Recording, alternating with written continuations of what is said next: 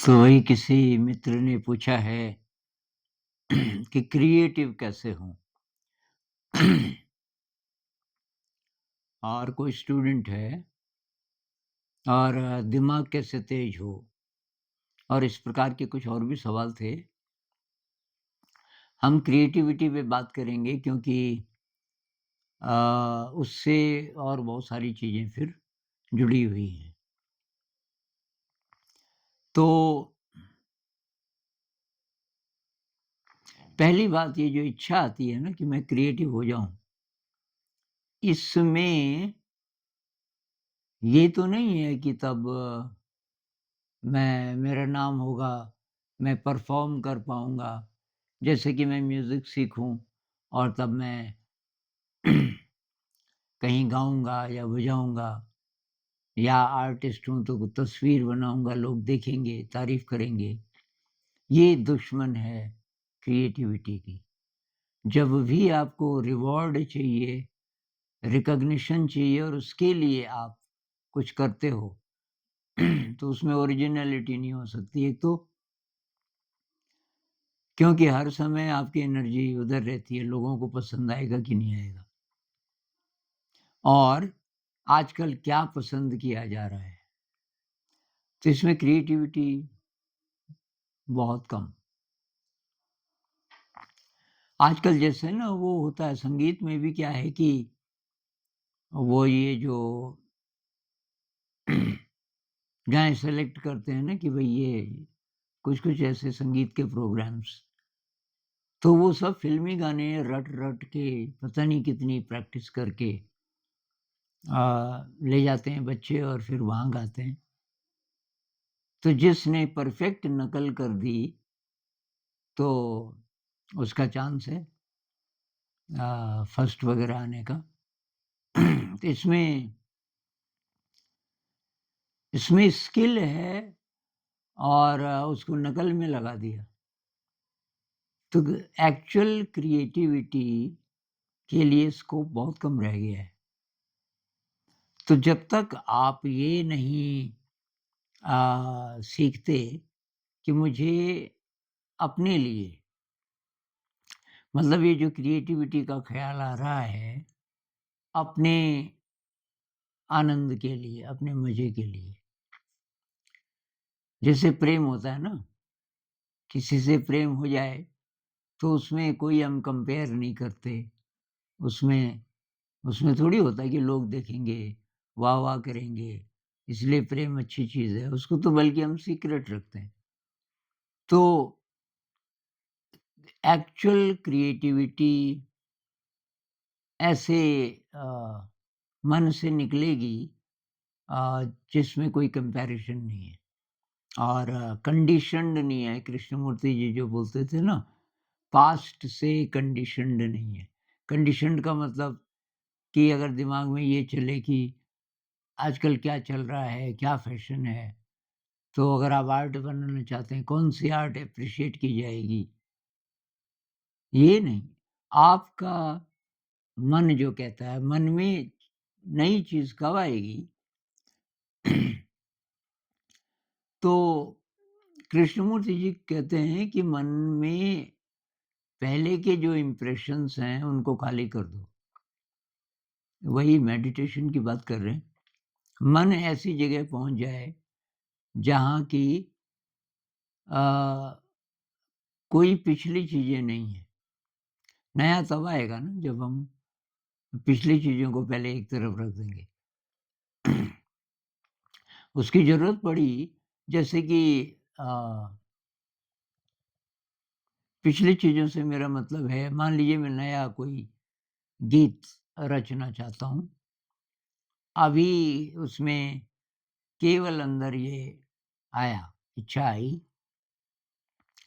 तो शुरुआत में कोई कंपैरिज़न कहीं नहीं है। लेकिन फिर जो मेरी मेमोरी है, उसमें से कुछ-कुछ चीज़ें आएँगी उसको कंपोज़ करने के लिए जैसे भाषा, लेकिन वो बाद में। जो पहला इम्पल्स है, उसमें एकदम ओरिजिनैलिटी होनी चाहिए। वो तब होगी जब आप कंपेयर नहीं कर रहे हो। अब हमारी जो शिक्षा व्यवस्था है वो क्रिएटिविटी की दुश्मन है। एक वीडियो मैंने बहुत पहले बनाया था क्रिएटिविटी पे, तो ये जो चाँद पे जो गया ना अमेरिका का जो अ, चाँद पे उन्होंने शटल भेजा, तो उसके लिए उन्होंने एक साइंटिस्ट को जो बहुत ब्राइट था, उस साइंटिस्ट की रिक्वेस्ट की कि भई ये आप करो और जितना पैसा चाहिए। उसने कहा वो तो ठीक है पर मुझे और लोग चाहिए कुछ, एकदम क्रिएटिव क्योंकि इसमें नए ढंग से सोचना पड़ेगा। बहुत मुश्किल आई उनको 2-4 लोगों को ढूँढने में। ख़ैर वो मिशन सफल हुआ। लेकिन ये जो वैज्ञानिक था, इसके मन में एक बात घूमती रही कि इतने कम लोग क्यों हैं क्रिएटिव? तो उसने एक सर्वे किया कि क्रिएटिविटी किस उम्र तक रहती है, किस उम्र के बाद ये कम होनी शुरू होती है।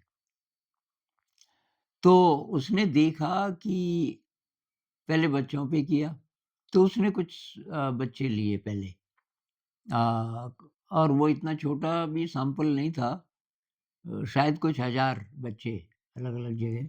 उसके साथ एक टीम थी और एक उसने तरीका निकाला क्रिएटिविटी को चेक करने का।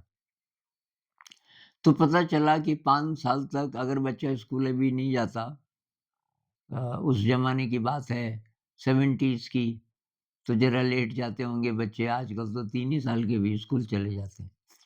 तो 5 साल मतलब स्कूल जाने की उम्र से थोड़ा पहले, तो उन्होंने पाया कि क्रिएटिविटी का जो प्रतिशत है वो 98 है। ब्रेन का 98% एकदम क्रिएटिव है। फिर उन्होंने उन्हीं बच्चों के साथ अ, ये क्रिएटिविटी का फिर टेस्ट किया जब वो 10 साल के हो गए थे। 10 साल के होते-होते क्रिएटिविटी का लेवल आधा ही रह गया। फिर 15 साल में किया और फिर 20 साल में किया। 20 साल मतलब पूरा एडल्ट हो गया। 20 साल पहुँचते-पहुँचते क्रिएटिविटी का लेवल 2 ही प्रतिशत बच गया, उल्टा हो गया। 98 से घट के क्रिएटिविटी 2 ही प्रतिशत रह गई और ये कोई ऐसे बच्चे नहीं थे कि पढ़ाई-लिखाई में सुस्त हैं या ये है। एकदम यूनिवर्सिटी टॉप करने वाले भी थे उनमें।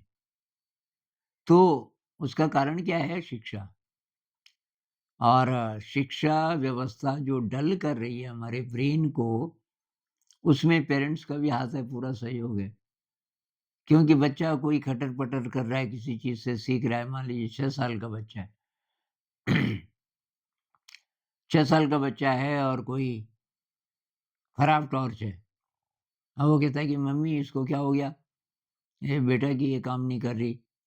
अब वो उसको एग्ज़ामिन करने लगता है मान लीजिए, तो थोड़ी देर में वो देखते हैं कि बड़ी देर से इस पे लगा हुआ है। अरे होमवर्क कर लिया? नहीं किया ना? छोड़ उसको। अब ये जो पढ़ाई-लिखाई है, ये है रटने वाली। इसमें क्रिएटिविटी कहाँ है?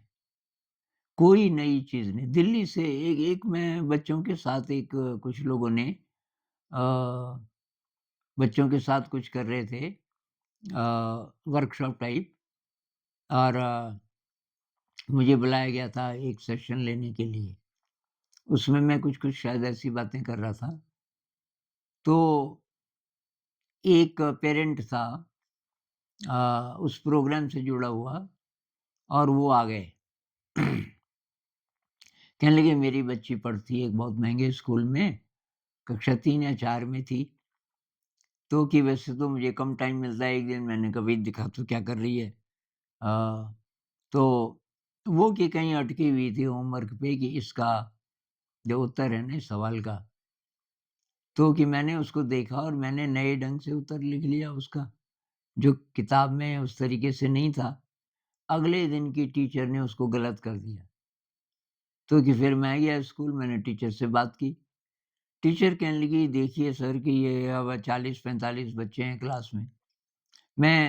मुझे वो सारे चेक करने पड़ते हैं कॉपियाँ। तो अगर एक ही जैसा लिखा हो, तो मुझे बहुत जल्दी पता चल जाता है। अब पूरा पढ़ने का टाइम किसको मिलता है? अब ये क्या अलग लिखा हुआ था, अब मुझे मुझे पढ़ना पड़ेगा ढंग से, इतना टाइम कहाँ है? ये हालत हो गई शिक्षा व्यवस्था की। और ये स्कूल था बहुत पॉश, बहुत पैसे वाला। तो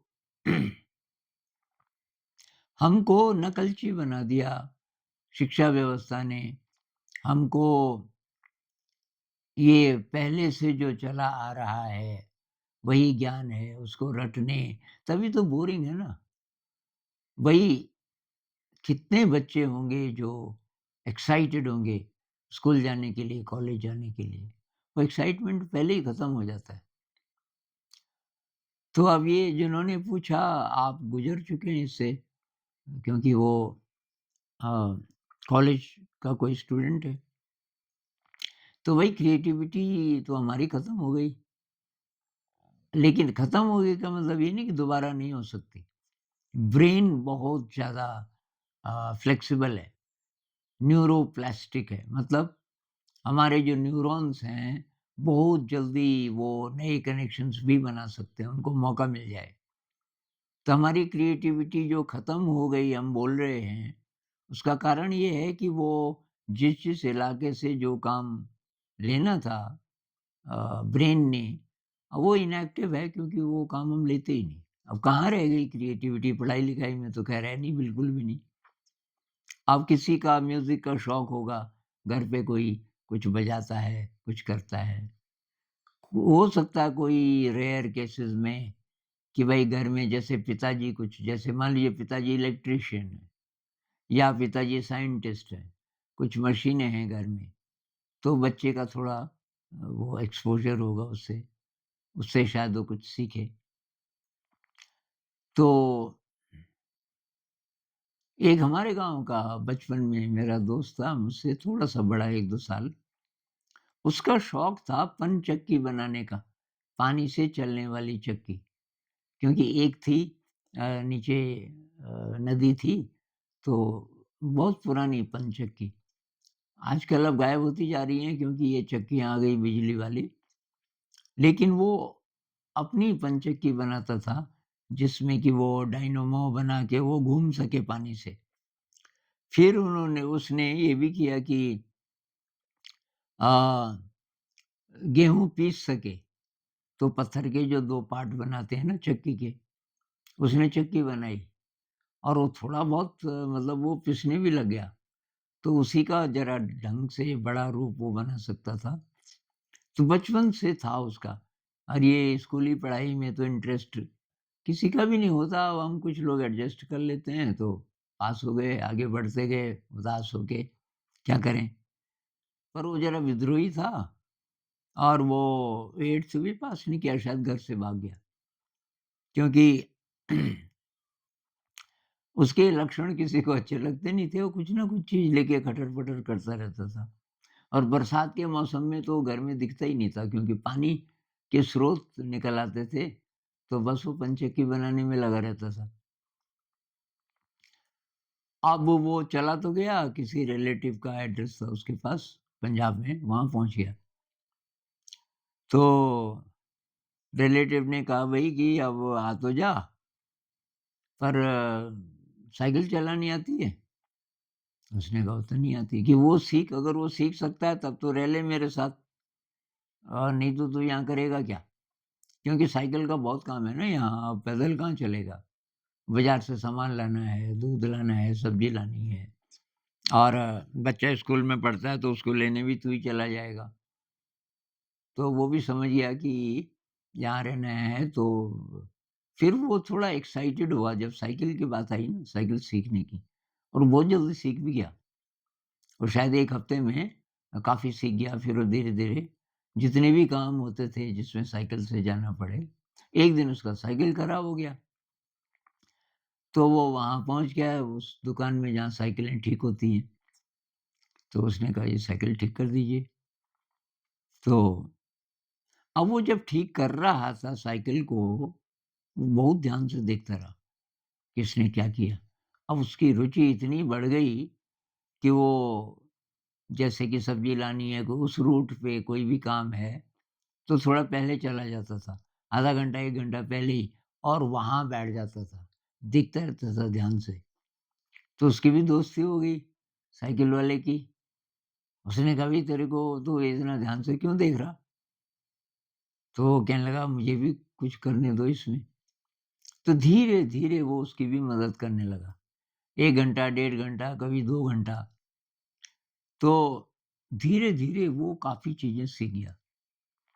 बाद में वो साइकिल जहाँ बनती है कोई फैक्ट्री होगी, वहाँ काफ़ी बड़े पद पे उसको उन्होंने ले लिया। शिक्षा नहीं थी शिक्षा नहीं थी, ये एकेडमिक एजुकेशन बिल्कुल नहीं थी उसके पास, 8 पास भी नहीं था, लेकिन उसमें दक्ष हो गया और बहुत खुश। तो किसका स्किल कहाँ है, किसमें मज़ा आता है, ये बहुत लोग बोलते हैं ना कि ये पढ़ाई-लिखाई में बहुत बोरिंग है, मज़ा नहीं आ रहा कॉम्पिटिटिव एग्ज़ाम में। भई ढूँढो, आपको क्या अच्छा लगता है? अब वो देखो अ, साइकिल में शौक के कारण बहुत बढ़िया ज़िंदगी जीने लगा। अब कितने पैसे चाहिए? जितने पैसे वो आप कमा सकते हो। तो भई क्रिएटिविटी को कैसे बढ़ाएँ? उसके लिए थोड़ा ब्रेन को आपको चुप रहना सिखाना पड़ेगा, साइलेंस में चले जाओ। उसके लिए मेडिटेशन है। अब मेडिटेशन इसलिए कि क्रिएटिविटी बढ़ेगी, तो वो मेडिटेशन नहीं है। मेडिटेशन का केवल एक ही उद्देश्य है कि मुझे अपने ब्रेन को ठीक करना है पहले तो। ऑर्डर्ड जिसको कृष्णमूर्ति जी बोलते थे, सुव्यवस्थित करना है। अब वो ब्रेन क्या काम कर पाएगा, क्या वो अलग बात है। तो पहली बात ये कि ब्रेन को चुप रहना सिखाओ आप और एक चीज़ हो गई। दूसरी चीज़ है कि ये भाव पक्ष कमज़ोर है हमारा, फीलिंग वाला। तो किसी भी चीज़ में अ, अच्छी फीलिंग कैसे आए आपको, तो ये ढूँढो। जैसे अ, हम कहते हैं ना विज्ञान पक्ष और कला पक्ष, इन दोनों को मिलाओ हर चीज़ में। जो भी काम करते हो उसमें नयापन कैसे आए, कुछ नया। तो वो अगर आप करोगे और ट्राई करना पड़ेगा ना।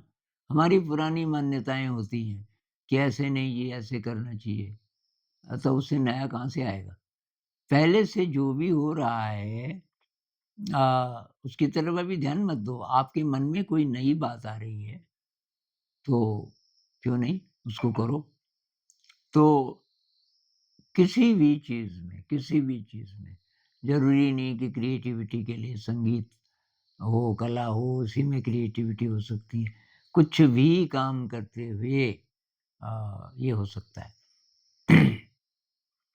जैसे सफाई झाड़ू से ना, झाड़ू पकड़ के झुक के हम साफ करते हैं, तो जिसके दिमाग में ये आया होगा कि इस पे एक डंडा लगा दिया जाए, जिससे बाहर की सफाई करनी है, सड़क की वगैरह, तो ये यंत्र कैसे बने?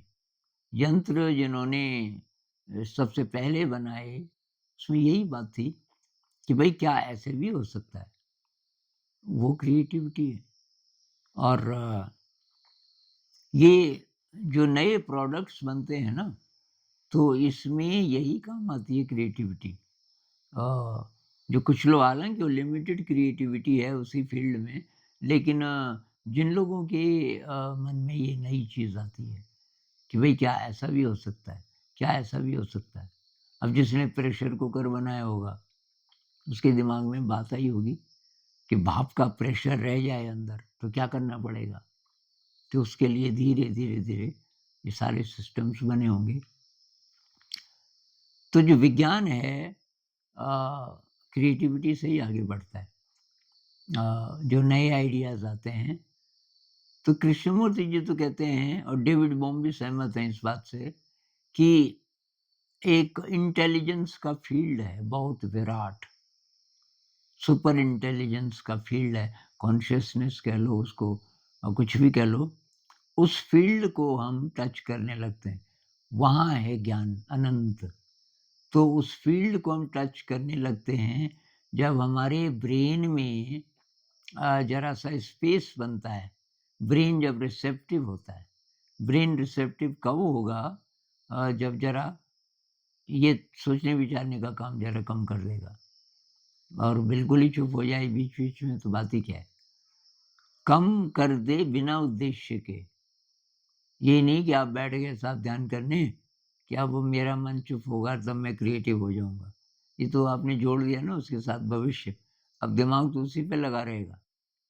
कुछ नहीं, उसका कोई उद्देश्य नहीं है। उसका अ, अगर उद्देश्य कहना ही है तो स्वस्थ होना है।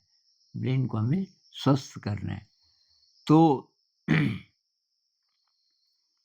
तो क्रिएटिव कैसे हों? जैसे बच्चा चलना सीखता है भई। बच्चा है अ, 7-8 महीने का थोड़ा पेट पे पहले जैसे हमारे रेप्टाइल्स होते हैं ना, क्योंकि जानवरों से आए कि हम, तो वो जो पहले से उसको आता है, आगे बढ़ने के लिए पेट के बल पे। धीरे, धीरे, धीरे फिर वो 1 साल का हो गया करीब, कितनी मेहनत करता है।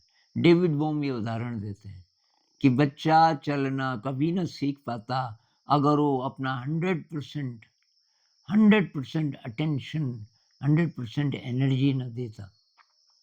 तो बच्चा कितनी बार गिरता है और फिर उठता है, फिर गिव अप नहीं करता।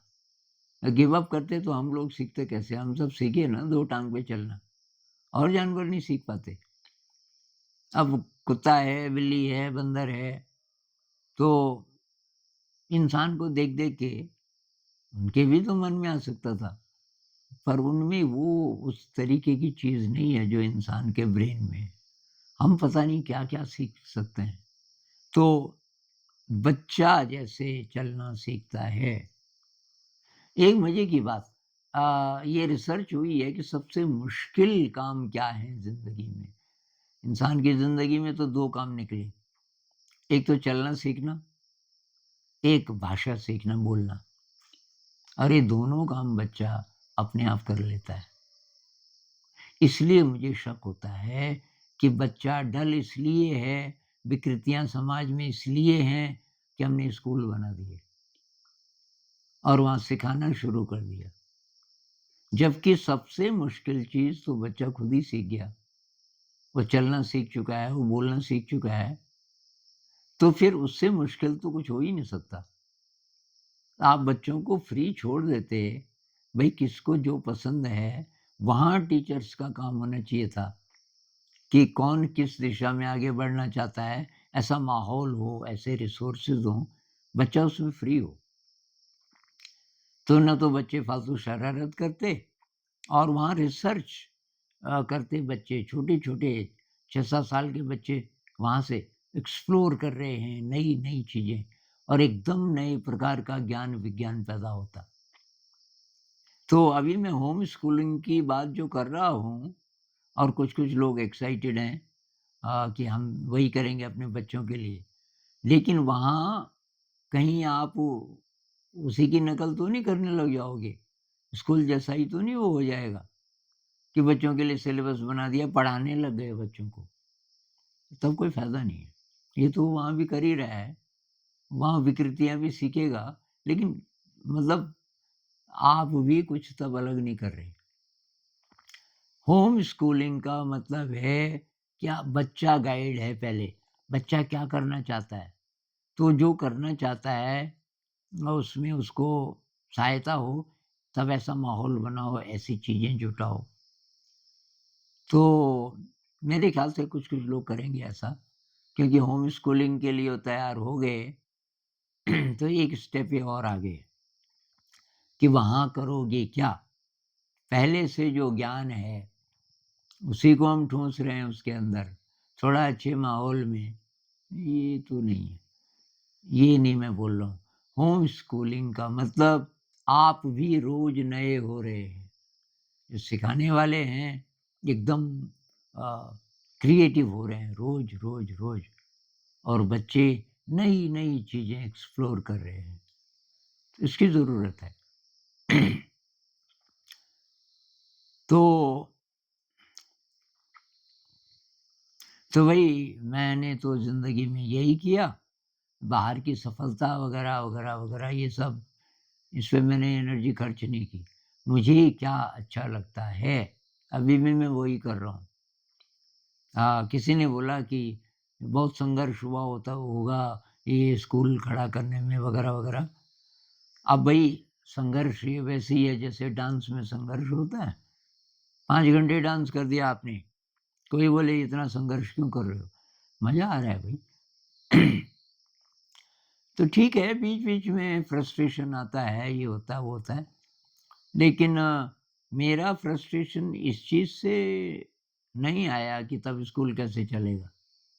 स्कूल चले ना चले, मैं क्या करना चाहता हूँ आज के दिन, ये मेरी अप्रोच रही।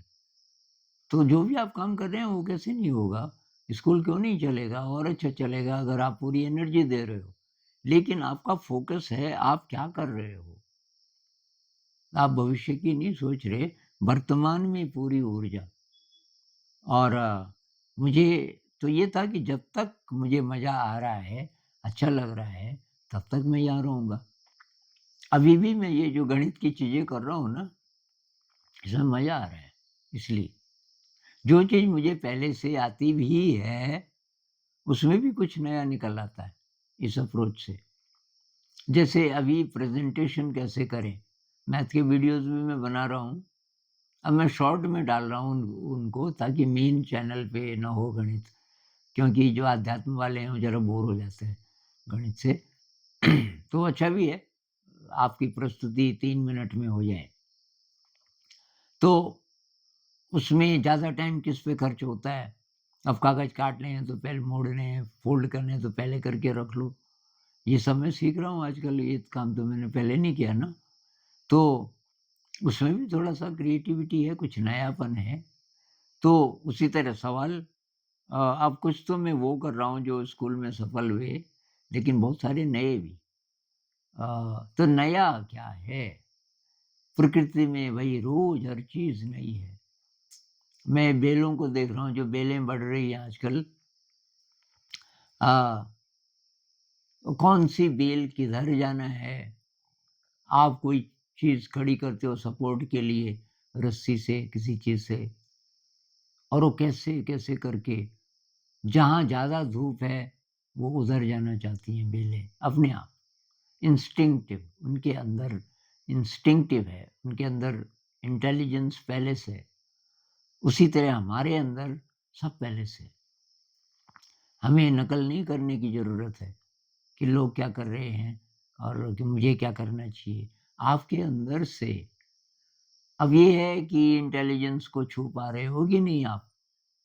आपके अंदर जो इंटेलिजेंस का विराट स्रोत है, उससे अगर आप कट गए, तब बाहरी बार तब तो नकल ही करेंगे ना हम। उस स्रोत तक जाने के लिए मेडिटेशन है। अब मेडिटेशन आसान नहीं है, 1-2 दिन में, 1-2 महीने में आप सोचो कि रिज़ल्ट्स आ जाएँगे, ज़रूरी नहीं है, बहुत टाइम भी लग सकता है। तो हर चीज़ को नए एंगल से देखिए, करने की कोशिश कीजिए नए तरीके से, इम्प्रेस करने के लिए नहीं किसी को, सारी दुनिया को एक तरफ रख दो, आप अपने दिल से करो। दूसरी बात है कि नई-नई चीज़ें ढूँढो, जो आप कर सकते हो, एकदम नई-नई चीज़ें, चाहे वो एकदम साधारण अब लोग क्या कहेंगे, लोग बोलेंगे ये क्या कर रहा है? तो एक था वो मुँह से तबला बजाता था। अपनी आवाज़ से, अपने होंठों को कुछ करके उँगलियों से। अब कॉलेज में था, सब मज़ाक उड़ाते थे, लेकिन धीरे-धीरे वो उसी फ़ील्ड में किसी ने एनकरेज किया कि अच्छा स्किल है। वो परफ़ॉर्मेंसेस देने लगा और काफ़ी आगे बढ़ गया उसकी बल्कि इनकम भी आने लगी, लोग उसको पैसा भी देने लगे कि हमारे प्रोग्राम में आना। तो क्या चीज़ हमें अच्छी लगे, ये मत सोचो कि लोग क्या कहेंगे। अ तो अभी इतनी बात करते हैं इस पे। बहुत बड़ा विषय है और इस पे बात करते रहेंगे। नमस्कार।